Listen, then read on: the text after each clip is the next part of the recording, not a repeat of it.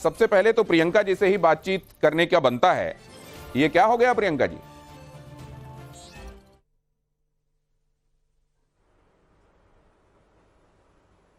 Unmute कीजिए, पहले unmute कीजिए अपने आप को। अभी आवाज जा रही है? हाँ हाँ।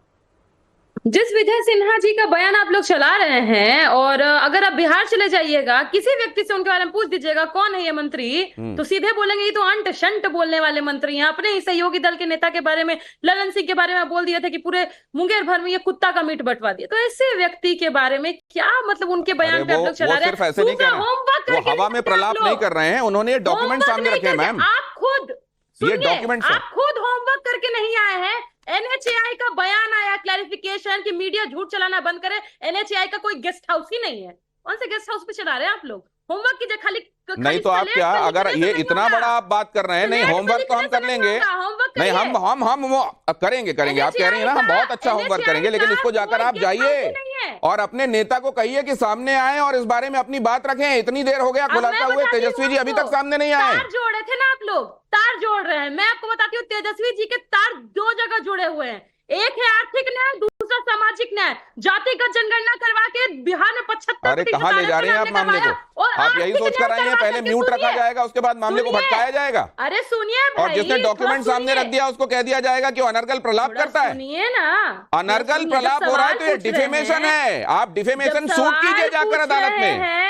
सवाल पूछ रहे तो जवाब सुनने का, अरे जवाब उस लाइन पे दीजिए ना। आप जातिगत जनगणना न जाने कहां ले जा रही है। खेत की बात कर रहा हूं, आप खलिहान जा रही हैं। कॉन्टेक्स्ट नहीं सुनिएगा, खाली यस नो में आंसर होता है क्या? आप सुनिए, जब मैं आर्थिक न्याय की बात इसलिए कर रही हूं क्योंकि हमारे पास था शिक्षा विभाग।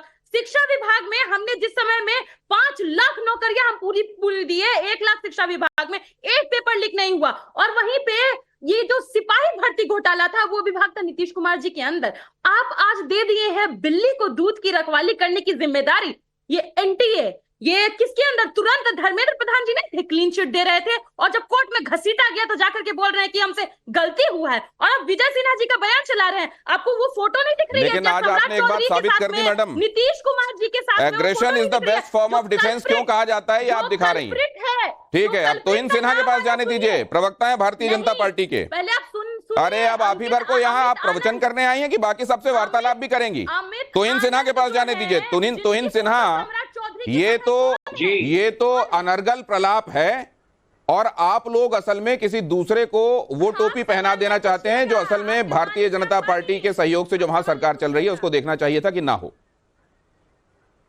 नमस्ते दिनेश जी, सबको नमस्ते। देखिए, पिछले 24 घंटों में का जो घटनाक्रम रहा है उससे ये पूरी तरह प्रमाणित हो गया है कि ये पूरा जो फर्जी NEET scam, paper leak scam फर्जी जो था, वो आरजेडी और कांग्रेस की मिलीभगत, उनका एक संयुक्त उद्यम अर्थात जॉइंट वेंचर था।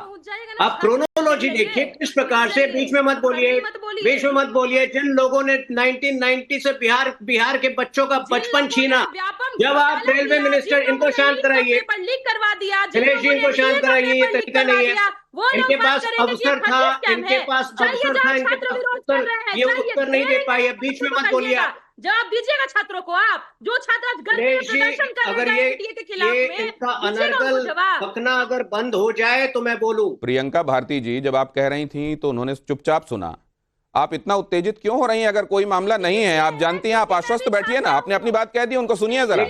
तो इन सिन्हा जल्दी से कंप्लीट कीजिए। मैं अतीत में जाना नहीं चाह रहा था, लेकिन 1990 से 15 साल इन्होंने बिहार का जो है, बिहार के बच्चों का बचपन छीना। जब इनके मंत्री लालू यादव रेल मंत्री थे तो लैंड फॉर जॉब्स लेकिन तो इन सिन्हा में आपसे आज ये बात सबके सामने इधर नहीं जाना चाहिए, हमारा टाइम बहुत कीमती है। सर एक बात मैं आपसे जानना चाहता हूं, तोहिन सिन्हा, किसने किया ये आप सामने रख रहे हैं, लेकिन इसको रोकने की जिम्मेदारी किसकी थी?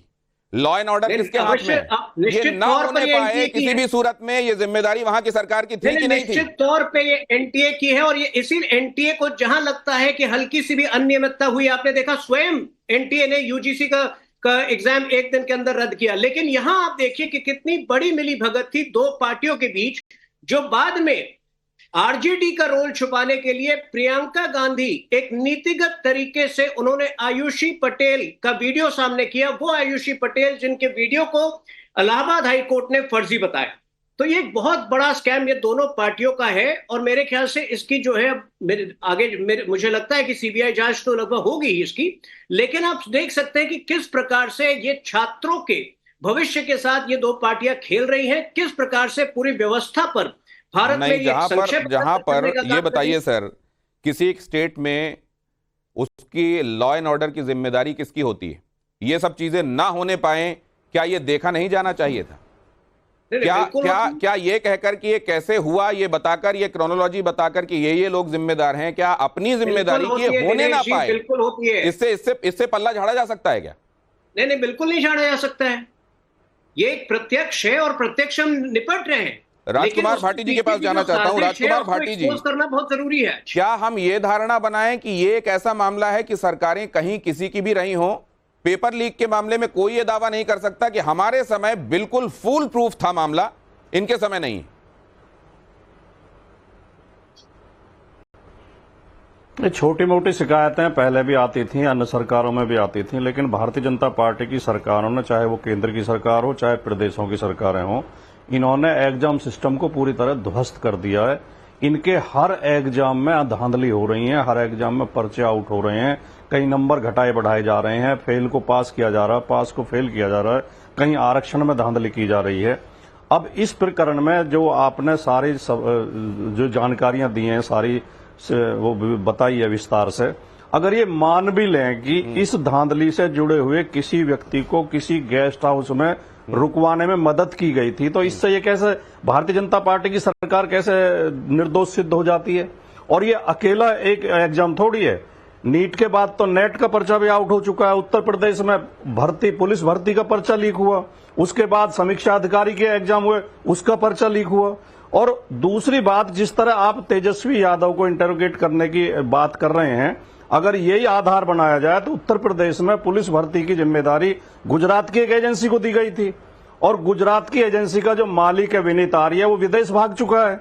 तो किसकी सिफारिश पर दी गई होगी? क्या गुजरात के जो दो बड़े नेता प्रधानमंत्री और गृह मंत्री हैं, क्या उनसे भी इंटेरोगेशन होना चाहिए? उनसे भी पूछताछ होनी चाहिए कि उन्हीं की सिफारिश पर क्या यूपी पुलिस की भर्ती की परीक्षा की जिम्मेदारी गुजरात की एजेंसी को दी गई थी?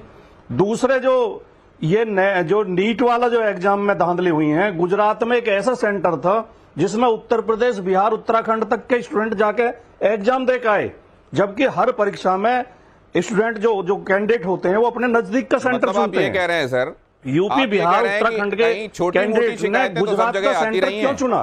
क्या पहले से पता था कि वहां धांधली होगी? राजकुमार जी, आप ये कह रहे हैं कि पूरे कुएं में भांग घुली हुई है, और लेकिन कहीं पर छोटी मोटी है और कहीं पर बहुत ज्यादा है, सब एक जैसे हैं। आप ये भी मान रहे हैं कि छोटी मोटी शिकायतें आती रही हैं? एक स्टूडेंट का मान लीजिए एक रिक्ति है कहीं पर और वो अप्लाई कर रहा है, क्या आप उसके नुकसान को छोटा नुकसान कह सकते हैं? इसमें छोटा बड़ा करके किसी एक के या 100 लोगों के भविष्य को तौला जा सकता है क्या कि ये कम है, ये ज्यादा है? मैं जरा इसको करण वर्मा जी के पास भी लेकर जाना चाहता हूं। करण वर्मा, क्या दिखाई दे रहा है इसमें? कौन कौन जिम्मेदार दिखाई दे रहा है? आपको लगता है कि ये एक ऐसा मामला है